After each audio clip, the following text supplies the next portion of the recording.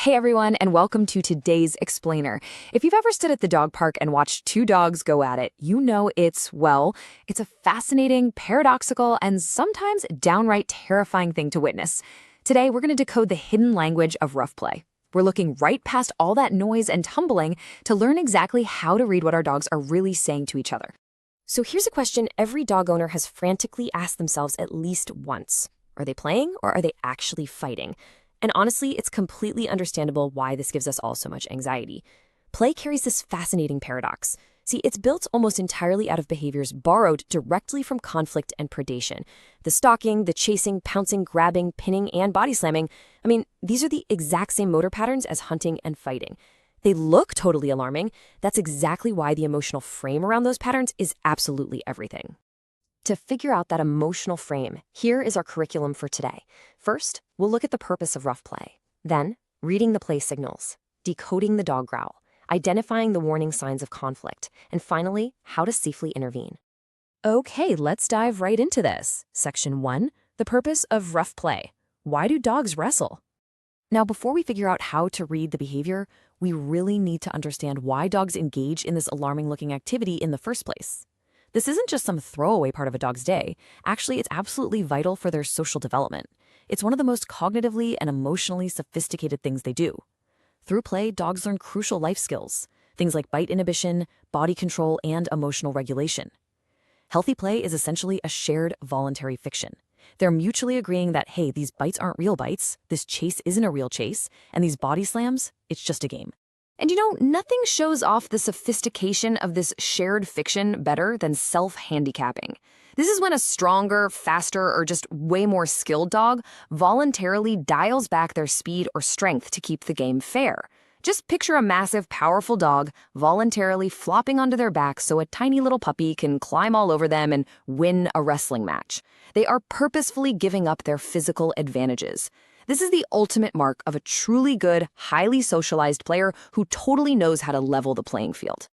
Moving on to Section 2, reading the play signals. What are the green flags of play? So, how do we actually know they're agreeing to this shared fiction? Well, we look for the universal "I am playing" announcement. The absolute most important signal in this category is the play bow. You know the one, front end down, rear end up in the air? This acts as a calming signal and an honest piece of meta-communication. It basically frames everything that happens next as non-serious.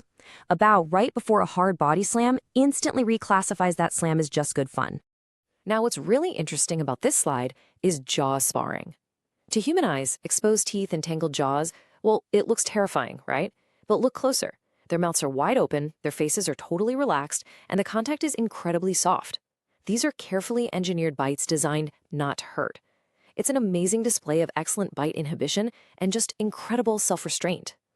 Honestly, if you take just one thing away from this explainer, let it be the master key of dog play evaluation. Always, always look for a bouncy, loose, squishy body. Think about it. Fear and aggression require muscular tension. You have to stiffen up and brace to strike or flee. Play is the exact opposite.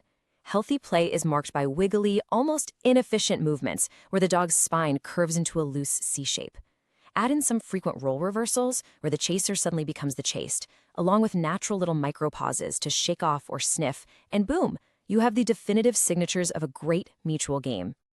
All right, Section 3, decoding the dog growl, what sound really means.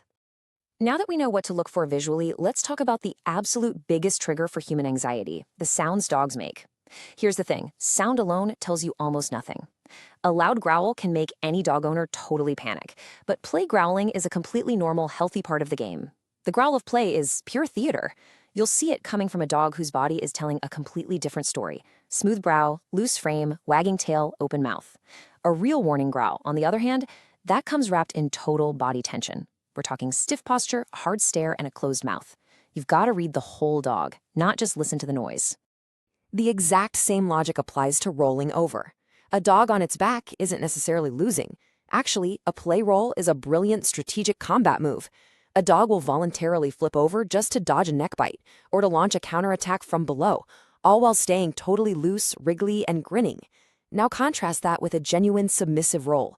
That dog is passive, stiff, frozen, with a closed mouth and a tucked tail. Same posture, completely opposite meaning. The whole difference lives right there in the tension of the body. Section 4. Warning signs of conflict. When play turns dangerous. Trouble usually announces itself the second that the looseness disappears. This is what we call a cutoff signal. Notice the sudden loss of the wiggly body in the shepherd here. Hackles are up over the shoulders, the tail is high, there's a direct, hard stare, and really tight lips. And the dog on the ground? She's dropped into a sudden down position with her ears pinned straight back. The movement has just snapped from loose and bouncy to stiff, fast, and economical. This is a very clear warning sign that the dynamic has totally changed. As things escalate, you're going to start seeing signs of a dog getting totally overwhelmed or over-aroused. Look closely at the dog on the bottom here. You can see wide open eyes, huge pupils, and that sideways glance we call whale eye.